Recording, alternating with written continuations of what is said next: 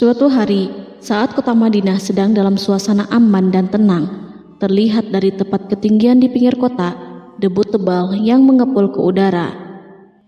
Debu itu semakin meninggi, bergumpal-gumpal hingga hampir menutupi angkasa.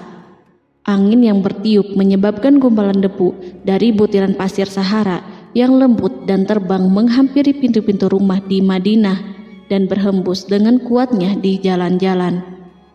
Orang-orang menyangka ada badai yang menyapu dan menerbangkan pasir, tetapi kemudian dari balik tirai debu itu mereka mendengar terbesit kabar tentang kedatangan kafilah besar yang panjang.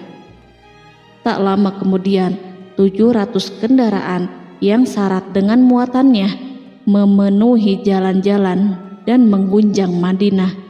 Orang-orang saling memanggil dan mengajak sesamanya untuk menyaksikan keramaian ini, serta turut bergembira atas kedatangan harta dan rezeki yang dibawa kafilah itu. Ummul Mukminin Aisyah ketika itu mendengar suara hiruk-pikuk kafilah yang bergerak maju, bertanya, apakah yang terjadi di kota Madinah? Ada yang menjawab, kafilah Abdurrahman bin Auf baru datang dari Syam membawa barang-barang dagangannya. Jadi kafilah itu yang telah menyebabkan semua guncangan ini? Tanya Ummul Mukminin. Benar, wahai Ummul Mukminin. Jumlahnya 700 kendaraan. Ummul Mukminin menggeleng-gelengkan kepala. Pandangannya menerawang jauh seolah-olah sedang mengingat-ingat peristiwa yang pernah dilihat atau ucapan yang pernah didengarnya. Kemudian ia berkata, aku pernah mendengar Rasulullah bersabda, aku melihat Abdurrahman bin Auf masuk surga dengan merangkak. Abdurrahman bin Auf masuk surga dengan merangkak? Mengapa ia tidak memasukinya dengan melompat atau lari-lari kecil bersama angkatan pertama para sahabat Rasulullah? Sebagian sahabat menyampaikan cerita Aisyah kepadanya, maka ia pun teringat telah mendengarkan hadis dari Nabi lebih dari satu kali dan dengan redaksi yang berbeda-beda. Sebelum tali-tali pengikat perniagaannya dilepas, Abdurrahman melangkahkan kakinya ke rumah Aisyah lalu berkata kepadanya, engkau telah mengingatkanku suatu hadis yang tidak pernah kulupakan, maka saksikanlah bahwa kafilah ini dengan semua muatannya beserta kendaraan dan perlengkapannya aku persembahkan di jalan Allah. Seluruh muatan 700 kendaraan itu dibagi-bagikan sebagai perbuatan baik yang agung. Peristiwa yang satu ini saja sudah cukup untuk mengukir sebuah gambaran yang sempurna tentang kehidupan sahabat Rasulullah Abdurrahman bin Auf. Dialah saudagar sukses yang lebih sukses daripada kesuksesan yang pernah ada. Dia merupakan orang kaya dengan kekayaan yang melimpah ruah. Dia adalah seorang mukmin yang bijaksana yang tidak ingin bagian dari keuntungan agamanya hilang begitu saja dan tidak sudi kekayaannya membuat dirinya tertinggal dari kafilah iman dan pahala surga. Untuk itu, ia mendermakan harta kekayaannya dengan kemurahan hati dan kesadaran nurani. Sebelum saya melanjutkan kisahnya, dimohon kepada pemirsa untuk menonton video ini sampai selesai, serta mohon dukung channel ini supaya semakin berkembang dengan cara like serta berikan komen positifnya. Semoga dukungan pemirsa menjadi pahala dan dimudahkan segala urusan pemirsa di dunia dan akhirat. Bismillahirrohmanirrohim. Abdurrahman bin Auf adalah seorang dari 8 orang yang lebih awal masuk Islam. Abu Bakar datang kepadanya menyampaikan Islam, termasuk kepada Utsman bin Affan. Abdurrahman bin Auf telah memasuki Islam pada permulaan dakwah, yakni sebelum Rasulullah memasuki Darul Arqam dan menjadikannya sebagai tempat pertemuan dengan para sahabatnya yang beriman. Tidak ada persoalan yang tertutup bagi mereka dan tiada keraguan yang menjadi penghalang. Bahkan mereka segera bersama Abu Bakar As-Siddiq menemui Rasulullah untuk menyatakan baiat dan memikul bendera Islam. Sejak menganut Islam sampai berpulang ke rahmatullah dalam usia 75 tahun, ia selalu menjadi teladan yang cemerlang sebagai seorang mukmin yang besar. Hal ini menyebabkan Nabi memasukkannya dalam 10 orang yang telah diberi kabar gembira sebagai ahli surga. Umar mengangkatnya sebagai anggota majelis syuro yang terdiri dari 6 orang yang merupakan calon khalifah yang akan dipilihnya sebagai penggantinya. Cepatnya Abdurrahman masuk Islam telah menyebabkan dirinya harus mengalami penganiayaan dan penindasan dari Quraisy. Ketika Nabi memerintahkan para sahabatnya hijrah ke Habasyah, Abdurrahman bin Auf pun ikut berhijrah. Kemudian ia kembali lagi ke Mekah, lalu hijrah untuk kali keduanya ke Habasyah, dan selanjutnya hijrah ke Madinah. Keuntungannya dalam perniagaan sangatlah besar, hingga mencapai batas yang membuat dirinya merasa takjub dan heran, sehingga ia berkata, "Sungguh aku melihat diriku ini, seandainya mengangkat batu, niscaya aku temukan emas dan perak di bawahnya." Perniagaan bagi Abdurrahman bin Auf bukanlah jenis perdagangan yang tercela maupun monopoli. Bahkan ia sendiri bukanlah orang yang berlomba-lomba untuk mengumpulkan harta atas dorongan agar menjadi orang kaya. Sekali-kali bukan itu, melainkan suatu amal dan kewajiban yang keberhasilannya akan menambah kedekatan jiwa kepada Allah dan berkorban di jalannya. Abdurrahman bin Auf adalah seorang yang kuat emosi jiwanya, di mana ia menemukan kepuasan emosinya itu dalam amal yang mulia. Apabila ia tidak sedang sholat di masjid dan tidak sedang berjihad dalam peperangan, ia pasti sedang mengurus perniagaannya yang berkembang pesat. Sehingga kafilah-kafilah dari Mesir dan Syria membawa ke Madinah barang-barang muatan yang dapat memenuhi kebutuhan seluruh jazirah Arab, baik pakaian maupun makanan. Yang menunjukkan kepada kita bahwa seorang yang kuat emosi jiwanya adalah ketika kaum muslimin hijrah ke Madinah. Rasulullah pada waktu itu menerapkan aturan untuk mempersaudarakan 2 orang sahabat, salah seorang dari muhajirin warga Mekah dan yang lainnya dari Ansor penduduk Madinah. Persaudaraan ini berjalan dengan sempurna hingga membuat hati terpesona. Orang-orang Ansor yang merupakan penduduk asli Madinah membagi seluruh kekayaan miliknya menjadi 2 dengan saudaranya dari kalangan muhajirin. Bahkan istri pun direlakannya. Ketika itu Rasulullah mempersaudarakan antara Abdurrahman bin Auf dengan Sa'ad bin Rabi. Sa'ad bin Rabi berkata kepada Abdurrahman, "Saudaraku, aku adalah penduduk Madinah yang paling banyak harta. Silahkan pilih separuh hartaku dan ambillah. Aku juga mempunyai 2 istri. Perhatikanlah yang lebih menarik hatimu, dan aku akan menceraikannya sehingga engkau dapat memperistri dirinya." Abdurrahman bin Auf pun menjawab, "Semoga Allah memberkahi dirimu dalam istri dan hartamu. Tunjukkanlah kepadaku letak pasar." Abdurrahman pergi ke pasar.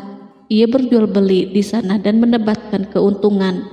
Kehidupan Abdurrahman bin Auf di Madinah, baik semasa Rasulullah maupun sepeninggalnya beliau, selalu ditunaikannya dengan sempurna untuk memenuhi hak agama dan beramal di dunia. Perniagaannya sukses dan menguntungkan. Seperti diungkapkannya sendiri bahwa seandainya ia mengangkat batu dari tempatnya, pasti ia akan mendapatkan emas dan perak di bawahnya. Salah satu faktor yang membuat perniagaannya berhasil dan mendapatkan berkah adalah karena ia sangat selektif untuk berniaga yang halal dan benar-benar menjauhkan diri dari segala bentuk jual beli yang haram, bahkan yang syubhat sekalipun.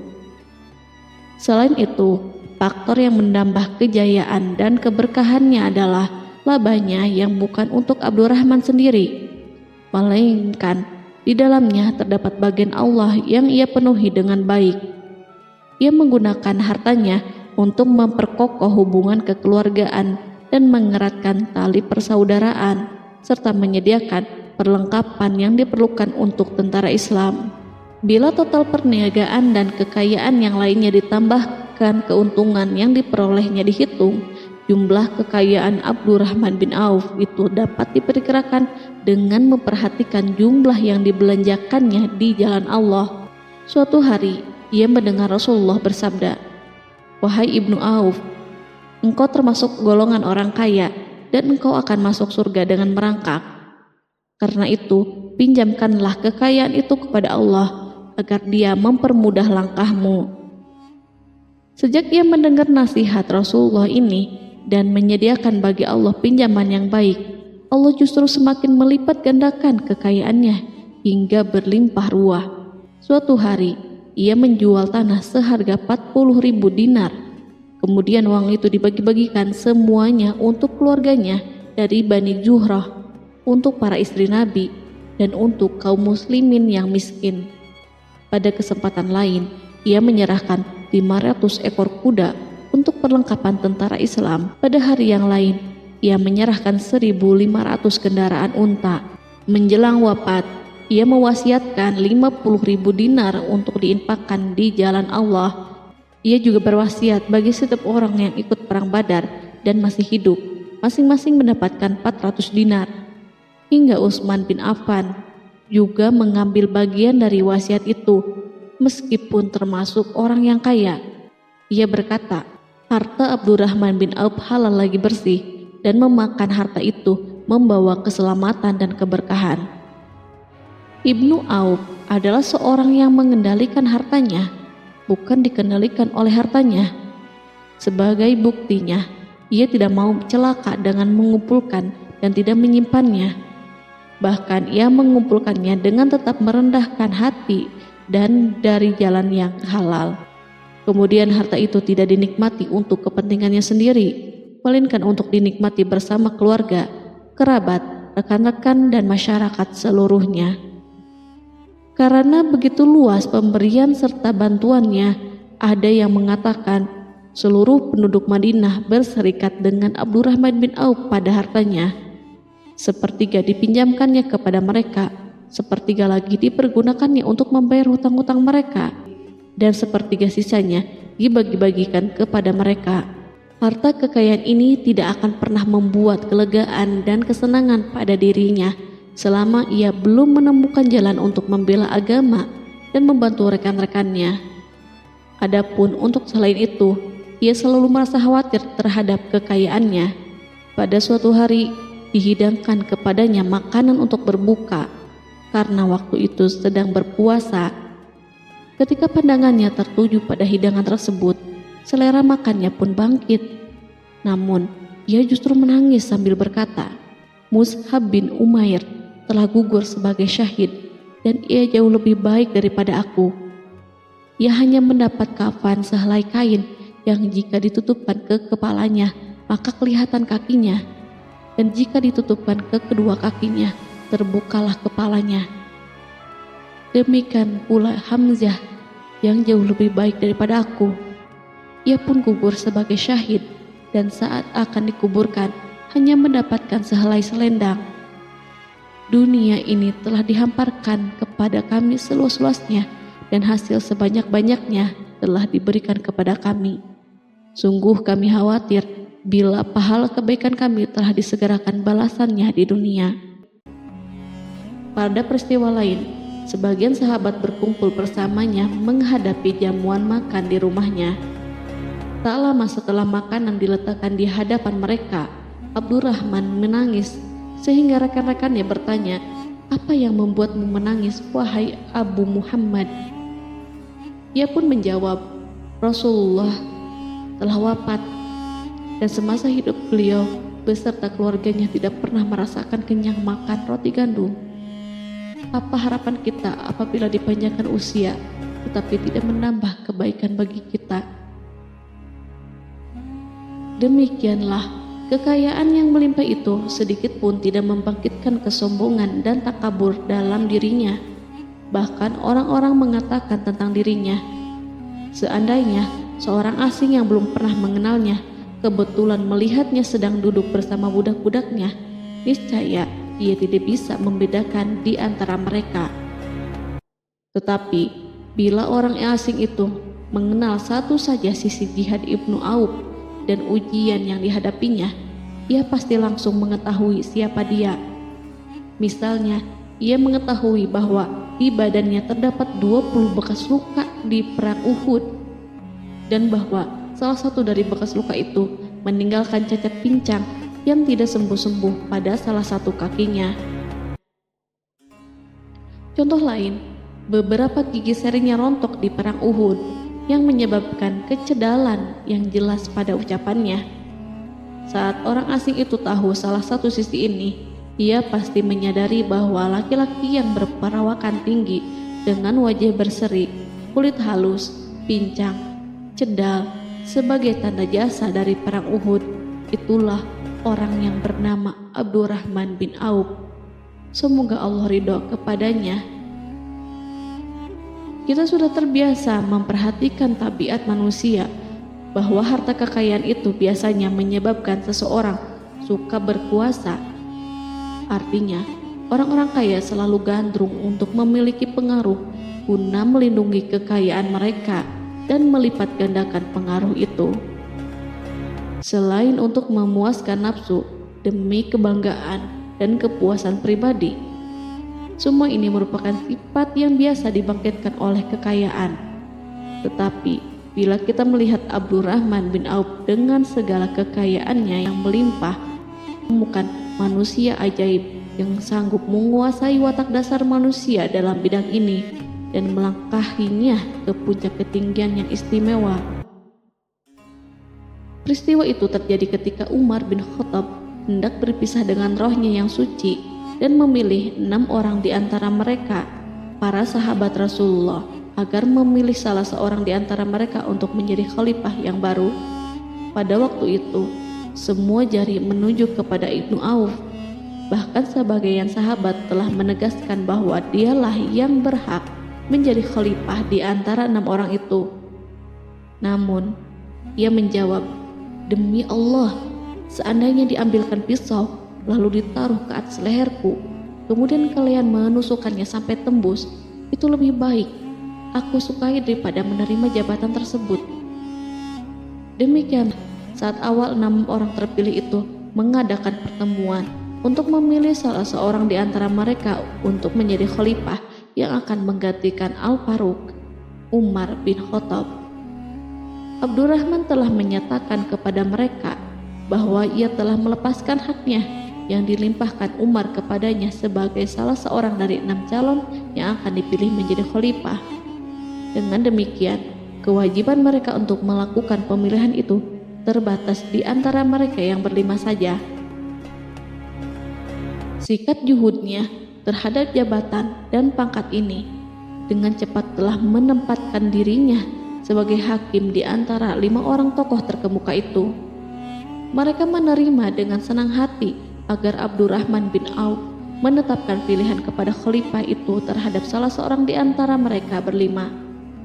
Ali mengatakan, "Aku pernah mendengar Rasulullah menyifatimu bahwa engkau adalah orang yang dipercaya oleh penduduk langit dan dipercaya pula oleh penduduk bumi."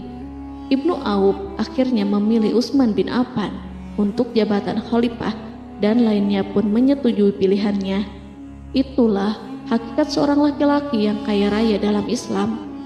Apakah Anda telah memperhatikan bagaimana Islam telah mengangkat dirinya jauh di atas kekayaan dengan segala godaan dan penyesatannya itu, dan bagaimana ia menempa kepribadiannya dengan sebaik-baiknya?